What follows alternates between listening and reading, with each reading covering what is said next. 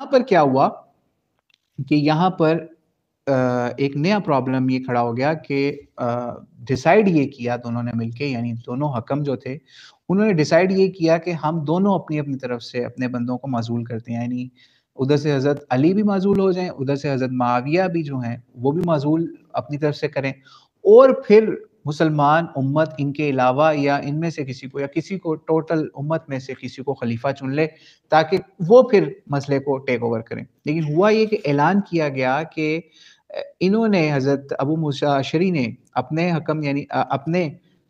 خلیفہ یعنی حضرت علی کو معزول کر دیا، اور میں نے اپنی طرف سے خلیفہ جو ہے وہ معاویہ کو برقرار کر دیا ہے۔ تو آپ یہ سوچئے کہ ایک نیا وہاں پہ مسئلہ بن گیا۔ وہیں سے پھر خارج بھی باہر آئے جنہوں نے کہا کہ حکم جو ہے وہ ماننا یہ بہت بڑا غلط کام ہے، کفر ہے، گناہ کبیرہ ہے، یعنی قرآن کے علاوہ کسی چیز کو حکم مانا جائے۔ تو وہاں سے پھر دونوں میں مزید پھوٹ پڑ گئی، اور یہ پھوٹ پڑتی پڑتی خیر جنگ میں کچھ ٹھہراؤ بھی آیا اس وجہ سے، یعنی یہ حکمین والا جو معاملہ ہوا، اور پھر اس کے بعد حضرت علی کو پھر شہید بھی کر دیا گیا اس کے کچھ عرصے بعد۔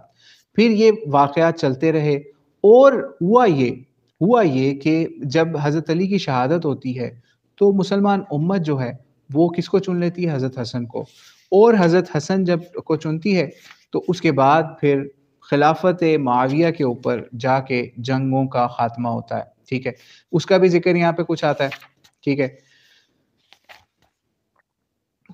ٹھیک ہے۔ اور ایک اور چیز یہاں پہ بتایا جا رہا ہے کہ یہ جو سارے کام ہو رہے تھے اس کو اکثر لوگوں نے اجتہاد کا نام دینے کی کوشش کی ہے، لیکن مولانا مودودی کہتے ہیں کہ اس کو ہم اجتہاد کیسے کہہ سکتے ہیں؟ اجتہاد کے تو معنی یہ ہیں کہ امر حق معلوم کرنے کے لیے آدمی اپنی انتہائی حد وسع تک کوشش کرے، اس کوشش میں نادانستہ غلطی بھی ہو جائے تو حق معلوم کرنے کی کوشش کرتا رہے، ٹھیک ہے۔ اور افراط و تفریط دونوں ہی اکثر اعتراض کے لائق ہیں، ٹھیک ہے، اس کے بارے میں بھی آگے مزید آئے گا۔ تو بہرحال آخری مرحلہ جس کے اندر مولانا مودودی کہتے ہیں کہ خلافت ملوکیت میں کیسے کنورٹ ہوتی ہے، پھر حضرت معاویہ کے ہاتھ میں اختیار آ جاتا ہے، خلافت سے ملوکیت کی طرف اسلامی ریاست کے انتقال کا عبوری مرحلہ یہ تھا۔ یہاں پر جب حضرت معاویہ کی خلافت منعقد ہو جاتی ہے، ملوکیت منعقد ہو جاتی ہے، تو وہاں پہ حضرت سعد بن ابی وقاص حضرت معاویہ کی بیعت ہو جانے کے بعد ان سے ملتے ہیں تو کہتے ہیں السلام علیکہ ایھا الملک، یعنی اے بادشاہ السلام علیکم، یہ کہہ کے پکارتے ہیں۔ حضرت معاویہ نے کہا اگر آپ امیر المومنین کہتے تو کیا حرج تھا؟ انہوں نے کہا، جواب دیا، خدا کی قسم جس طرح آپ کو کہتے ہیں خدا کی قسم جس طرح آپ کو یہ حکومت ملی ہے اس طریقے سے اگر یہ مجھے مل رہی ہوتی تو میں اس کا لینا ہرگز قبول نہ کرتا، ٹھیک ہے۔ پھر آگے یہ بھی کہا جاتا ہے ایک مرتبہ انہوں نے خود کہا تھا، یعنی حضرت معاویہ نے، انا اول الملوک، یعنی میں مسلمانوں میں پہلا بادشاہ ہوں۔ حافظ ابن کثیر کے حوالے سے بھی آگے کچھ اقوال ہیں۔ پھر اس کے بعد مزید خلافت علی منہاج النبوہ کے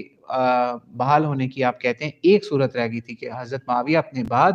کسی ایسے شخص کا تقرر کرتے یا پھر مسلمانوں کو باہمی مشورے پر چھوڑ دیتے، ٹھیک ہے، لیکن انہوں نے یزید کی ولی عہدی کے لیے خوف و طمع کے ذرائع سے بیعت لے کر اس امکان کا بھی خاتمہ کر دیا۔ ہوا یہ کہ ہم آگے اس کو شارٹ کرتے ہیں مزید کہ حضرت مغیرہ بن شعبہ نے حضرت مغیرہ بن شعبہ کو بھی معزول کرنا تھا حضرت معاویہ نے، لیکن انہوں نے کیا کیا کہ ان کو مشورہ کسی طریقے سے لوگوں کو پیسہ دے کے بھجوایا 30,000 درہم کے یا دینار کے حوالے سے، یہاں پہ اس کا بھی واقعہ لکھا ہے کہ انہوں نے اپنی طرف سے لوگوں کو بھیجا کہ آپ یزید کو مقرر کر دیں اپنے جانے سے پہلے، اپنی وفات سے پہلے۔ تو خیر انہوں نے پھر حضرت معاویہ کے سامنے یہ قضیہ یا معاملہ رکھا، اور پھر اس کے بعد مزید صحابہ کے اوپر کس طرح کی سختیاں ہوئیں اس کا بھی ذکر ہے، عبداللہ بن عمر کا بھی ذکر ہے، عبداللہ بن زبیر کا بھی ذکر ہے، پھر اسی طریقے سے عبد الرحمن بن ابی بکر کا بھی ذکر ہے کہ کس طریقے سے ان کو بھی مروان نے کس طریقے سے ملوکیت کی طرف راغب کرتے ہوئے یزید کی بیعت کے حوالے سے مجبور کیا، اور اس کو قیصریت کا بھی نام دیا، اس کا بھی یہاں پہ ذکر ہے جس کا بخاری کے اندر بھی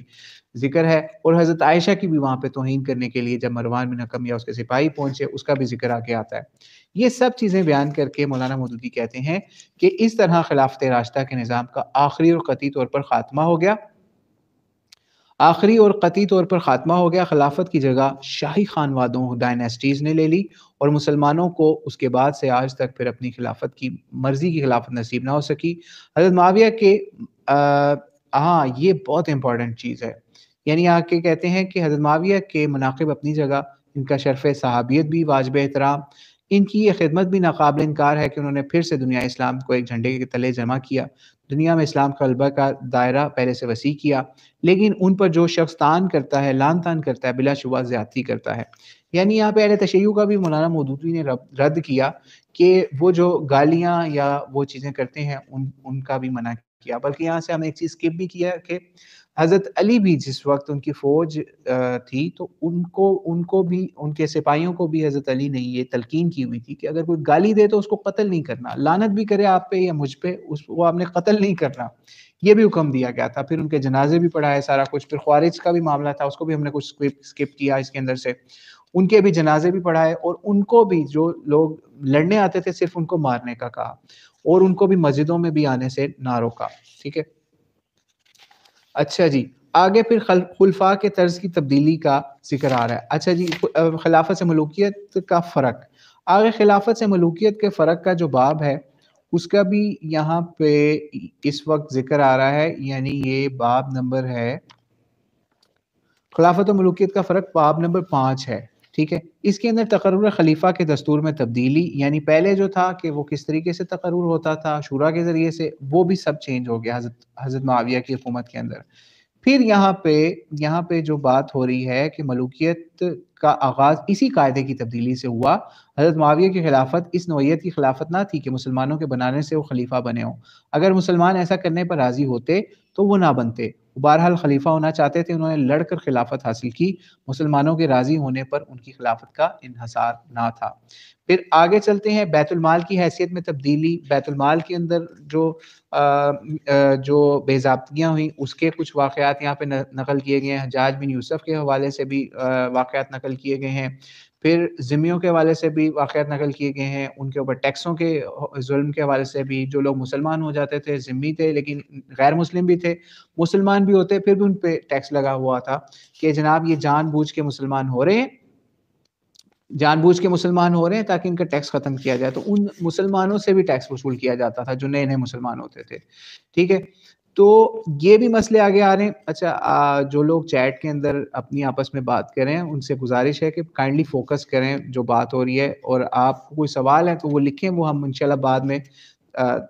لاسٹ چند منٹس کے اندر ہم یہ بات کریں گے۔ ٹھیک ہے، پھر عدلیہ کی آزادی کا کس طرح سے خاتمہ ہوا، شورائی حکومت کا خاتمہ ہوا، اس کا بھی ذکر آ رہا ہے۔ ٹھیک ہے، وہ بھی سارا گیا۔ پھر اس کے بعد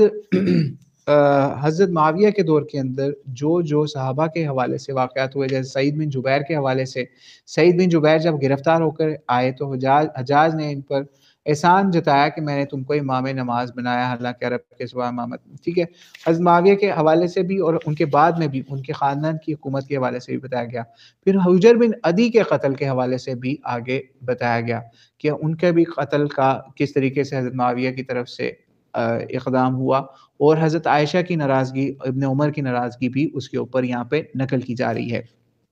ٹھیک ہے، تو یہ یعنی جو معاملات حضرت معاویہ کے دور میں ہوئے اس کے بارے میں حسن بصری کا ایک قول بھی یہاں پہ نقل کیا جا رہا ہے کہ حضرت معاویہ کے 4 افعال ایسے ہیں، اگر کوئی شخص ان میں سے کسی ایک کا بھی ارتکاب کرے تو اس کے حق میں مہلک ہو۔ ایک، ان کا اس امت پر تلوار سونت لینا، مشورے کے بغیر حکومت قبضہ کر لینا امت کی جبکہ بقائے صحابہ بھی ہوں۔ دوسرے، ان کا اپنے بیٹے کو جانشین بنانا حالانکہ وہ شرابی، نشے باز، ریشم پہنتا، تنبورے بجاتا۔ تیسرے، ان کا زیاد کو اپنے خاندان میں شامل کرنا۔ یہ زیاد والا بھی واقعہ جو ہے، زیاد اصل میں ایک وہ شخص تھا جو حضرت علی کے وفاداروں میں سے تھا، لیکن حضرت علی کے بعد اس کو حضرت معاویہ نے اپنے خاندان میں شامل کیا، اس کا بھی ذکر آ رہا ہے کہ تیسرے، حسن بصری یہ فرما رہے ہیں، تیسرے ان کا زیاد کو اپنے خاندان میں شامل کرنا، حالانکہ نبی الاسلام کا صاف حکم ہے اولاد اس کی ہے جس کے بستر پر وہ پیدا ہو، زانی کے لیے کنکر پتھر ہیں، چوتھے ان کا حجر اور ان کے ساتھیوں کو قتل کرنا۔ ٹھیک ہے، اور بھی یہاں پہ واقعات لکھے جا رہے ہیں اور کہ کس طریقے سے بنو امیہ کے دور کے اندر مزید کیا مظالم ڈھائے گئے، ان کو زیادہ تر تاریخ سے ہی بیان کیا جا رہا ہے یہاں پر۔ ٹھیک ہے، پھر حضرت معاویہ کے عہد میں، حضرت معاویہ کے عہد کے اندر بھی بتایا جا رہا ہے کہ کس طریقے سے کیا کیا ہوتا رہا۔ ٹھیک ہے، اور حضرت علی اور ان کی اولاد کے اوپر کس طریقے سے گالیاں دی گئیں اس کا بھی یہاں پہ ذکر آ رہا ہے، کہا جاتا ہے 174 کے اوپر ایک نہایت مکروہ بدعت حضرت معاویہ کے عہد میں یہ شروع ہوئی کہ وہ خود اور ان کے حکم سے ان کے تمام گورنر خطبوں میں برسرے ممبر حضرت علی پر سب و شتم کی بوچھاڑ کرتے، حتیٰ کہ مسجد النبوی میں ممبر رسول پر عین روزہ نبوی کے سامنے ان کے محبوبوں کو یعنی حضرت علی کو گالیاں دی جاتی تھیں، ان کی اولاد کو بھی، حضرت علی کی اولاد کو بھی قریب ترین رشتہ دار اپنے کانوں سے گالیاں سنتے تھے، ٹھیک ہے۔ پھر حضرت عمر بن عبدالعزیز نے آ کر اپنے خاندان کی دوسری غلط روایات کی طرح اس روایت کو بھی بدلا اور خطبہ جمعہ میں سب علی یا سب علی کی جگہ یہ آیت ان اللہ یأمر بالعدل والاحسان والی آیت وایتاء ذی القربی والی آیت جو ہے وہ شامل کی، ٹھیک ہے۔ آگے چلتے ہیں مزید، پھر یزید کے دور کا یہاں پہ ذکر آ رہا ہے کہ یزید کے دور کے اندر کیا ظلم ہوئے، حضرت حسین کی شہادت کا واقعہ ہوا، ٹھیک ہے، اور جنگ ہرا کا ذکر آ رہا ہے کہ اس کے اندر کس طریقے سے ظلم کیا گیا، ٹھیک ہے، فوجیوں نے کس طریقے سے عصمت دریاں کی، اس کا ذکر آ رہا ہے، ابن کثیر کا حوالہ بھی دیا جا رہا ہے جو ہم ایک دفعہ پہلے بھی کسی ویڈیو کے اندر دے چکے، ٹھیک ہے۔ پھر اس کے بعد بتایا جا رہا ہے کہ عمر بن عبدالعزیز کا دور وہ کس طریقے سے اس بنو امیہ کے باقی ظالمانہ دور سے کیسے فرق تھا۔